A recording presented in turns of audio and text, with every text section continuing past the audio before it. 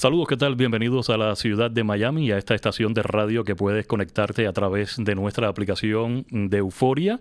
También nos puedes sintonizar a través de Roku, Fire TV, YouTube. Descargue nuestra aplicación, aparecemos como Radio Latinísima. Y aquí, por supuesto, que hablamos todos. Y esto es Frente a Frente, un espacio periodístico de análisis donde los temas que más le interesan a nuestra comunidad siempre están encima de nuestra mesa. Hoy vamos a estar conversando, sí, bien directo al centro del debate político aquí en los Estados Unidos. Donald Trump ha regresado a la presidencia, ya lleva más de 6 meses en el poder. Con él, sobre su gestión, vamos a estar conversando. ¿Qué piensan los demócratas? Voy a estar conversando con la analista demócrata Maribel Balbín. Así que bienvenida aquí al espacio. Maribel, ¿qué tal? ¿Cómo estás? Estar contigo. ¿Y qué celebran los republicanos? Para ello, también cuento vía Zoom al analista republicano Nicolás Gutiérrez. Bienvenido aquí a Frente, Nicolás. ¿Qué tal? Muy bien, Orelvis. Muchas gracias por tenerme en tu programa de hoy. No, un placer, por supuesto, poder contar con los puntos de vista de ustedes. Vamos a hablar sobre política migratoria, también sobre la economía y empleo, política exterior con esta administración de Donald Trump, y vamos a tocar un tema que a mí en lo personal me preocupa muchísimo, el tema de la democracia, esa democracia que vende los Estados Unidos de Norteamérica al mundo. ¿Será realmente Estados Unidos un país democrático con todo lo que estamos viendo con Donald Trump? Es la primera pregunta para Maribel, nuestra analista demócrata. Bueno, nuevamente muchas gracias por la invitación. No solamente como demócrata, sino simplemente como ciudadana de este país, lo que sí podemos observar a través de todas estas últimos ciento y algo días, es que el país en realidad tenemos definitivamente menos libertades. Es un país que está llevando a cabo actividades que no se han llevado a cabo antes. Estamos viendo casi odio por el inmigrante. Estamos viendo actividades que ningún otro gobierno ha tomado anteriormente, sea republicano o sea demócrata. Por lo tanto, yo creo que no es solamente que esté haciendo un mal trabajo, sino que la democracia, en mi opinión, está en peligro bajo la administración de Donald Trump. Bueno, vamos entonces a darle el punto de vista o a escuchar el punto de vista de Nicolás Gutiérrez, que él es analista político republicano. Eh, a mí me gustaría que tú me dijeras cómo tú ves este segundo mandato de Donald Trump y perteneciendo a su partido. Por supuesto, Orelvis, y muchas gracias. En este punto discrepo con mi amiga Maribel. Pienso que precisamente la democracia se está reafirmando con esta administración. Recordaremos que en noviembre del año pasado el pueblo americano votó abrumadoramente por el Partido Republicano, no solamente al nivel del presidente Donald Trump, pero también por mayorías en la Cámara de Representantes, en el Senado y en los gobiernos estatales, a través de las legislaturas estatales a través del país. O sea, lo que ha ocurrido en los primeros ciento y pico días de esta administración, perdón, 180 días, es que nada debe de sorprender. Todo lo que se ha hecho se prometió que se iba a hacer. El presidente Trump fue muy específico en lo que él se comprometió a hacer y lo está haciendo. Ahora, eso no quiere decir que ningún error se ha cometido. Sería inhumano no tener ningún error. Y puede ser que algunas cosas están erradas o equivocadas y se están rectificando. Esto no es una democracia plena, esto es una república con, como dicen los americanos, checks and balances. Hay diferentes niveles del gobierno, uno que frena al otro si se están llevando a cabo las cosas fuera del marco constitucional ordenado para el país. Y yo creo que el presidente Trump, lejos de instigar odio, lo que está haciendo es, en el caso de inmigración, reversando unos desarrollos con la última administración donde hubo un descontrol total, hubo una invasión de otros de 150 países del mundo, 180 países del mundo, que gente entraron sin ninguna chequeo o verificación, y la economía había sido restringida con regulaciones, con altos impuestos. Eso está cambiando ahora. Sobre economía vamos a hablar más adelante. Estamos en la primera parte del espacio, ¿no? Perfecto. Y quiero preguntar, porque me llamó mucho la atención que hablaste de migración dentro de tu intervención, y para darle paso a Maribel, la retórica que hay en contra de los migrantes aquí en los Estados Unidos ha crecido muchísimo. Eso es una realidad, y ha crecido precisamente desde la llegada al poder de Donald Trump, no en este segundo mandato, sino también en el primer mandato. Y a mí me llama mucho la atención, y es por eso que quiero preguntar, ¿no? Como periodista, esto es una nación que fue construida sobre los principios de los migrantes, prácticamente, una nación que fue construida dándole hospedaje a los millones de personas en el mundo que en algún momento han pedido asilo político, han iniciado o reiniciado sus vidas aquí en esta parte del mundo. Maribel, sin dudas Joe Biden dejó un legado porque, según mi punto de vista periodístico, tuvo fronteras abiertas, pero también dejó dos programas migratorios muy importantes, que es el programa del parol humanitario y el CBP-1, para tratar de controlar, ¿no?, ese descontrol que había de entrada ilegal al país. Ahora esta administración tiene un juego legal enorme con ambos proyectos que fueron legales y que tiene a millones de ciudadanos de 5 países, Cuba, Nicaragua, Venezuela, Ucrania y también Haití, en un limbo migratorio. ¿Tu punto de vista sobre esto, Maribel? Bueno, dos cosas. Primero, estoy de acuerdo en el hecho de que sí, en este país tenemos checks and balances, ¿no? Y es lo que nos está salvando hasta ahorita. Si estamos viendo específicamente todas las órdenes ejecutivas que el presidente ha tratado de implementar, muchas de ellas están en la Corte en este momento y se ha podido parar su intervención. Algo que definitivamente entre estas órdenes ejecutivas hemos visto cosas que nunca se habían visto y que no se esperaba que este presidente lo hiciera, porque nunca mencionó específicamente. Podemos hablar de la intervención en las universidades, podemos hablar de lo que está sucediendo con el Departamento de Educación, el Departamento de Salud. Ahora bien, en cuanto a la inmigración, lo que sí estamos viendo también es que solamente estamos yendo detrás de aquellas personas como nosotros. Aquí hay inmigrantes ilegales de todas partes, de Irlanda, de FIA, de Canadá, por todas partes, y se saben dónde están y se pueden ir a buscar si se quisiera. No hay ningún tipo de operación, de operativos que se está llevando a cabo con ningún tipo de grupo de inmigrantes que no sea el hispano. El hispano que desde el día primero que el presidente Trump dijo que iba a ser presidente, dijo que eran, hablando de los mexicanos específicamente, que nos podemos acordar, violadores, criminales, y ese cartel que le ha estado poniendo a nuestros hermanos venezolanos aquí en nuestra comunidad específicamente, de ponerlos a todos como criminales, es algo que no había sucedido antes, ni, como te decía anteriormente, ni en administraciones republicanas ni demócratas. Y es más, que las administraciones anteriores llevaban a cabo más deportaciones que la que ha podido llevar a cabo este presidente, con todo este drama y todo este show que lleva cada día, que lo que es para poner el pánico y el miedo en nuestra comunidad. Así que sí, yo creo que hay gran diferencia en cuanto a lo que este presidente está haciendo en cómo implementar las leyes, a cómo se han implementado en el pasado y el éxito que se ha tenido en el pasado, que en estos momentos, como te decía anteriormente, lo que estamos viendo es el caos y el horror y el drama que está viviendo nuestros hermanos aquí en nuestra comunidad y a través del país. A mí me llama mucho la atención, y yo siempre, y ya que tengo a dos lectores políticos de ambos bandos, o sea, tanto del azul como del rojo, el tema migratorio siempre ha sido literalmente algo fracturado aquí. Ninguno de los dos políticos, de los dos bandos políticos en este caso, ha dado una solución. ¿Qué tiene que pasar? ¿Qué tiene que pasar? ¿Está Estados Unidos ahora mismo más fracturado que hace unas décadas atrás con el tema migratorio?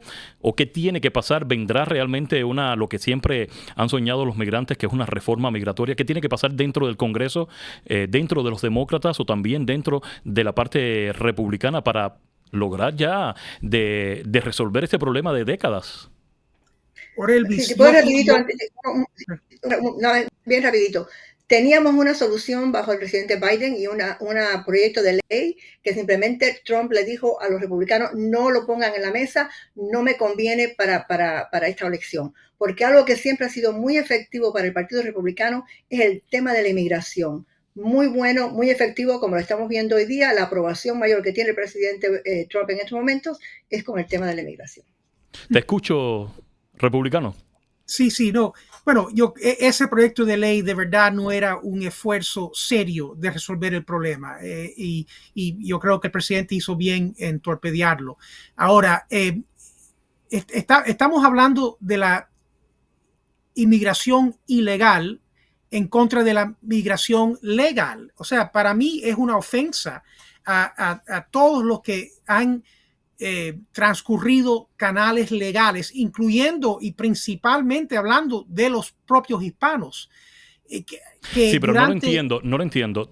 O sea, emigración legal y a inmigración ilegal. Pero no olvidemos que, por ejemplo, el programa CBP One y el programa de parol humanitario es un programa legal. Y también la reunificación familiar, por ejemplo, para ciudadanos cubanos que están siendo afectados ahora, es un programa legal. Orelvis, vamos a ser francos. Tanto el CBP One como el TPS fueron esfuerzos de ponerle una cara legal a una inmigración descontrolada. Hubo muchos abusos, incluso dentro de nuestra propia comunidad cubana. O sea, el TPS, que era algo que inherentemente iba a ser temporario, se extendía una vez, otra vez.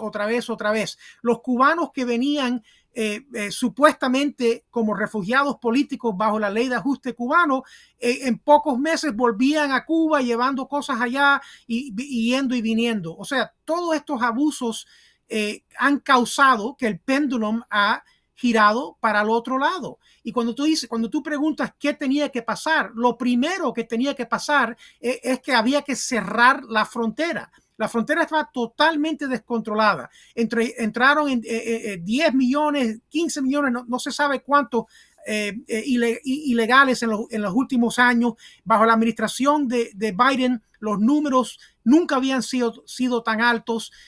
Incluso los dejaban pasar, le daban unas citas en varios años de volver a la corte. O sea, se había perdido el control, sin hablar de los gotaways, los que entraban y nadie sabía cuántos o de dónde. El mundo es un mundo caótico. Hay iraníes, terroristas iraníes promulgados por el Estado iraní a través del mundo. Hay de tantos otros países. Este país no se puede, como ningún país en el mundo, se puede dar el lujo de permitir inmigración ilegal de todos los países sin verificación a través de una frontera año tras año. El presidente Trump efectivamente ha cerrado la frontera. Eso es lo primero que tenía que ocurrir. Es correcto que como ustedes han mencionado, que otras administraciones, tanto especialmente la de Obama, deportó más gente que lo que ha hecho Trump hasta ahora. Y entonces hablan del drama de Trump. El drama de Trump no es tanto el drama. Escúchame bien, porque en este espacio yo trato que esta tribuna sea una tribuna de apoyo y de sensibilidad por sobre todas las cosas de las familias latinoamericanas que radican aquí en los Estados Unidos.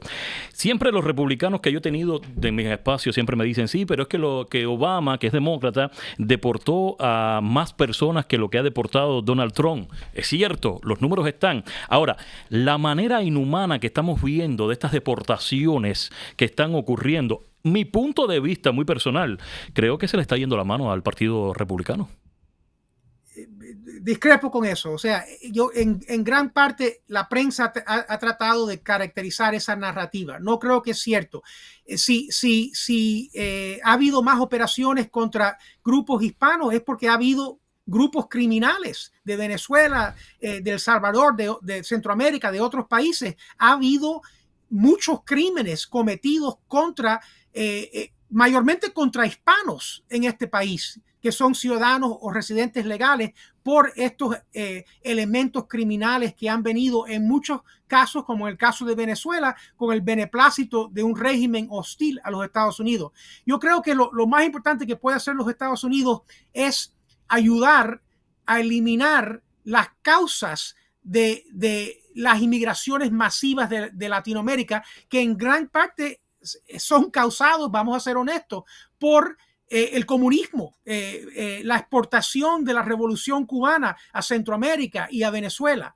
Eso es lo que ha causado las oleadas enormes que han venido a este país. Estoy de acuerdo con usted en ese punto. Estoy muy de acuerdo. De ayudar a volver la democracia a esos países. Claro, estoy muy de acuerdo con usted y me quedo con esa. Me quedo con esa última frase. Ayudar a devolver las democracias a esos países. Lo cierto es que ninguna administración lo ha logrado. O sea, Cuba es una dictadura que lleva más de 6 décadas en el poder. Venezuela es una dictadura que lleva más de 25 años en el poder. Nicaragua es una dictadura que también lleva unos cuantos años en el poder. Sin embargo, las promesas de ambos partidos, tanto el demócrata como el republicano, ha sido para los votantes aquí, por ejemplo, en el sur de la Florida, erradicar los regímenes totalitarios, pero ninguno lo ha logrado. ¿Qué tiene que pasar? Y es como me voy con la demócrata. Sí. Bueno, eso siempre ha sido bla, bla, bla, bla, bla, bla.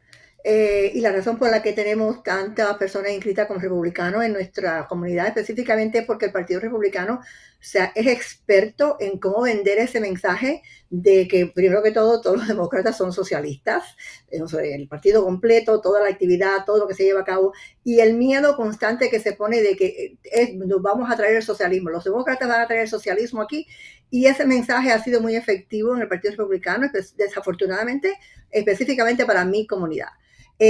Ahora bien, de que ninguno de estos gobiernos o administraciones pueden en realidad cambiar los regímenes de nuestros países, como tú decías, llevamos 60 años de Cuba y 25 por acá, eso no lo va a hacer.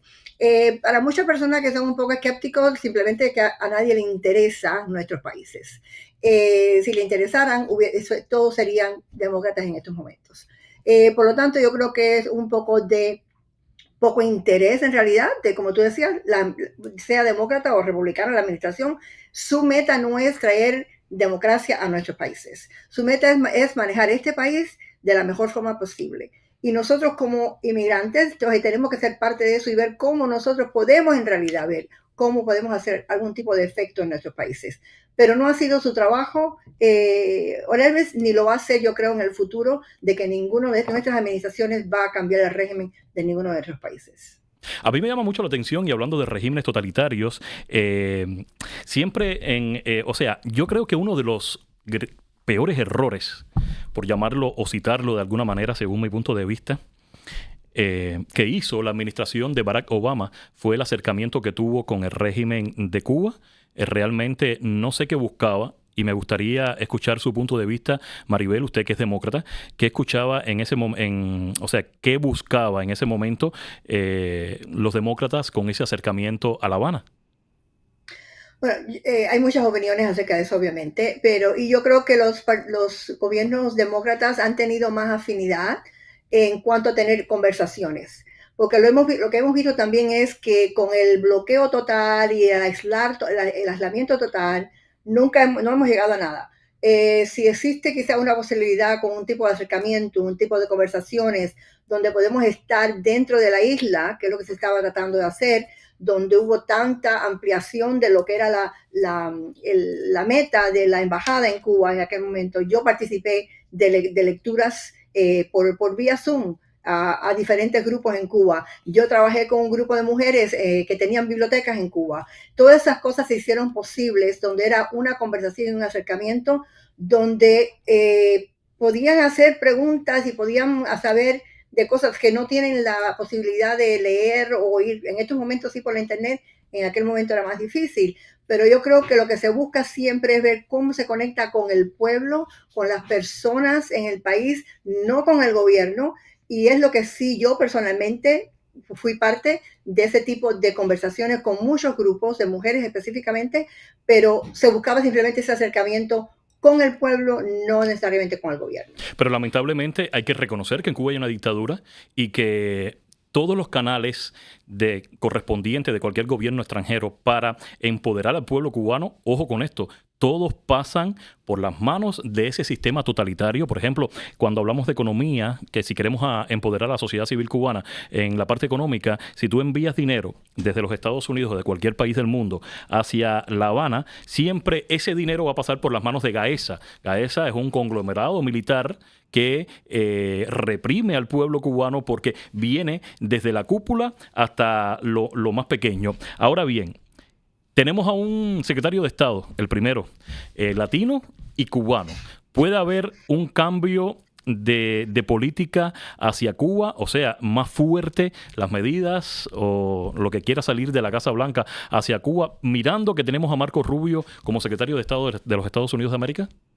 Por supuesto que sí. Y no es solamente Marco Rubio. Hay un equipo que incluye también a Carlos Trujillo, que incluye a Mauricio Claver Carone, que incluye a nuestro propio comisionado Cabrera, que ahora es embajador a Panamá, un embajador cubano-americano a España, el señor León, otro a Argentina, el señor Lamelas. O sea, hay cubanos americanos en altas posiciones y ha habido una sensibilidad. O sea, se han parado las supuestas conversaciones migratorias con Cuba. Esas conversaciones históricamente nunca se limitaban a los temas migratorios, siempre las utilizaba el régimen para tratar de hablar de otros temas.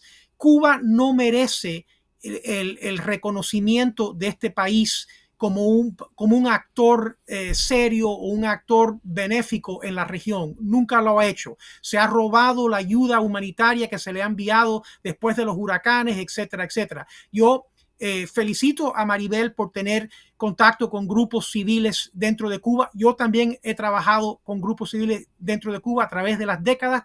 El embargo nunca ha sido y nunca ha incluido una exclusión del pueblo de Cuba. Siempre ha mantenido excepciones para ayuda humanitaria y pro sociedad civil al pueblo de Cuba. El problema es que lo que hizo el presidente Obama, o sea, cuando se sentó al lado de Raúl Castro para ver un juego de pelota en La Habana, yo no veo cómo eso posiblemente ayudó a la sociedad civil o cualquier grupo independiente en Cuba. Esa apertura de Obama a Raúl Castro fue una metida de pata garrafal y todavía estamos pagando las consecuencias. Al punto que lo acaba de decir, estamos pagando las consecuencias porque yo sí creo que la Florida, que bueno, era un estado bastante péndulo, por llamarlo de alguna manera, se convirtió después de eso literalmente a republicanos.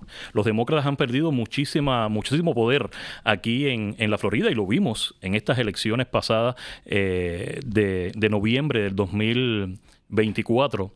Vamos a hacer una pausa en esta conversación, un tema bastante interesante, un tema que de verdad mueve muchas aristas y también mueve mucha sensibilidad, principalmente en la comunidad de cubanos, venezolanos, nicaragüenses que viven aquí en el sur de la Florida y por supuesto un tema que preocupa muchísimo ahora porque la política de los Estados Unidos en tema migratorio, por ejemplo, ha cambiado desde la llegada al poder de Donald Trump. Recuerde que nos puede sintonizar por Euforia, también nos puede sintonizar por Roku, Fire TV, nos puedes ver en YouTube, descargar nuestra aplicación, va a su App Store de su teléfono, Android o cualquier teléfono y pone Radio Latinísima y ahí puedes descargar nuestra aplicación. Les propongo hacer una pausa en esta conversación. El tema muy interesante, la gestión del presidente Donald Trump en este primer término, en estos primeros 6 meses de mandato aquí en los Estados Unidos de Norteamérica. Aún me quedan muchísimas preguntas para mis invitados. Estamos conversando con la analista demócrata